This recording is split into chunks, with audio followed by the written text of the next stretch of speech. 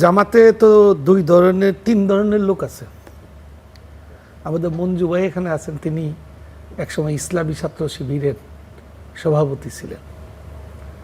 আমি যতটুকু জানি একজন সাংবাদিক হিসাবে ওনার সঙ্গে যেসব বিষয় নিয়ে দ্বন্দ্ব হয়েছিল, অনেকগুলা বিষয় নিয়ে, স্বাধীনতার প্রশ্ন নিয়ে, এর মধ্যে এটা জামাত কখনোই স্বাধীনতার বিষয়ে, তার মুক্তিযুদ্ধের বিষয়ে তার অবস্থান এখন পর্যন্ত স্পষ্ট করে নাই।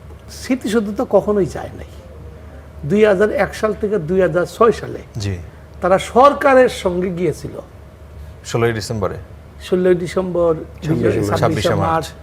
তারা বেগম খালেদা জিয়ার দুইজন মন্ত্রী ছিলেন, মন্ত্রী হিসেবে তারা উপস্থিত ছিলেন, সরকারের পক্ষ থেকে ফুল দেওয়া হয়েছে, তারা দাঁড়িয়েছিলেন। তো কখনোই শহীদ মিনারে তারা যায় নাই।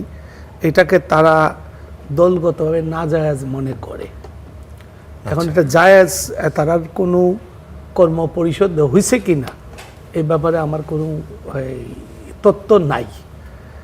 কিন্তু উনি একজন নেতার কথা বললেন, জামাতের আমির শ্রদ্ধেয়, ওনার কথাই বললেন যে এই নেতৃত্ব চাচ্ছেন।